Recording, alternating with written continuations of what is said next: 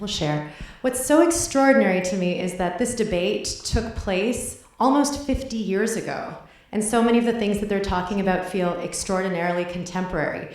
I wanted to ask, what brought you to this specific topic now, 50 years later? And also, what was it like to access that treasure trove of archives, and how did you not get lost? Yeah. Well, it was fun to get lost making this. I mean, two incredible characters. So the quick story was that my partner, Robert Gordon, he and I had made a number of films together. And about 6 years ago now, he found a bootleg copy of these raw debates. And they blew his mind. He called me and said, "There's something here. Do you want to watch these debates?" And I said, "Yeah, absolutely. Absolutely." We're both kind of political junkies. We're both journalists. In fact, my first job out of college was working as Gore Vidal's fact checker. Ouch. Yeah, which was not a good job because I had to tell him he was wrong. Which you can only imagine. But I had, tremendous respect for him, and it just was one of these subjects that, like I mentioned beforehand, Robert and I just got excited and said that, we're going to finish this, and it's, it's so relevant. And kind of our initial reaction when we took it out into the world to try and raise money for it was, does anybody care about this? We kept saying it's so relevant. Now one of the most rewarding things is taking the film out there and people saying, yeah, it's so relevant. I'm like, yeah, that's what we've been saying for 6 years. We've been making the film, because they really are at that divide where, as Sam Tenenhouse says in the film, it's the birth of the culture wars, and we're all living in the aftermath of that the personal is political. And, all of these, talk about sexuality and talking about race and talking about all these issues that are now played out both politically and in the personal politics. They're all there, and it just became one of these kind of deep dives where, we could jump into it and just get lost. I mean, they each wrote probably, scores of books, 40 to 60 books each, not to mention endless columns, essays, 33 years of firing line, things like that just go on and on. And part of doing an archive film like this is that paper chase, of kind of digging and finding the nuggets. And so often, I mean, I'm glad we actually had the 5 years to make the film, because it gave us that much more time to dig deeper and deeper. And we'd find these nuggets of footage, and we'd say, it would, we'd send it around to each other, and it would make our week. We'd be so excited about it. And then ABC, who they were the first people we called when we had the idea to make the film, because without them, it wasn't going to happen. And so we kind of made a deal with them up front and said, we'll be back, and every year we'd check in with them. And finally, when we got some money after 4 years, we came back, and we'd gotten a number of things from them, but then we really did the deep dive at ABC. And we spent a long period of time there, maybe a week and a half. And they brought out trays full of 16 millimeter film cans that hadn't been shown since 1968. And we found so many great treasures in there. I mean, that was really like Christmas, going through all that stuff. And then other things like going through Gore's papers at Harvard and finding all of the files labeled Vidal, and the files, all the opposition research he had done in preparation for the debates, the papers he had on his lap during the debates, and the pages of pre-scripted insults he had on his lap during the debates. Like, finding all those things in his papers was amazing. So as somebody who's kind of a history, politics geek, it was a real pleasure to be able to do this film. Yes. So the question is, were there any preconceived notions he had about William Buckley before making the film that were changed after he did the research and was making the film? Yeah, absolutely. I mean, Buckley was kind of a character from my childhood from Sunday morning television, who was almost like a comic character, because my parents didn't really watch him. My grandparents would watch him. But, and as a kid, he played a very interesting version of himself on television, and he was very interesting to watch, even if I had no idea what he was saying. One of the biggest revelations for me was about Buckley, in the making of the film, that even though I'm a liberal, what I came to discover was that Buckley was not who he played on television. I think Gore very much was the person he played on television. Yes, Buckley was a leader of the right and a champion through the National Review and through everything else, but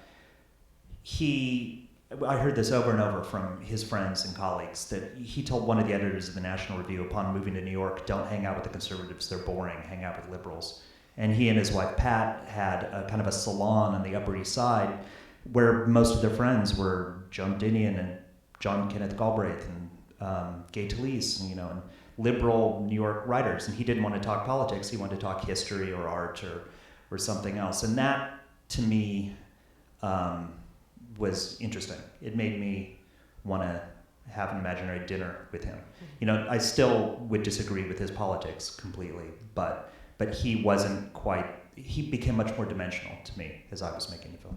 Right here in the middle. So the question is, what does he think Buckley would think about the development of the Republican Party right now? I think he'd be horrified.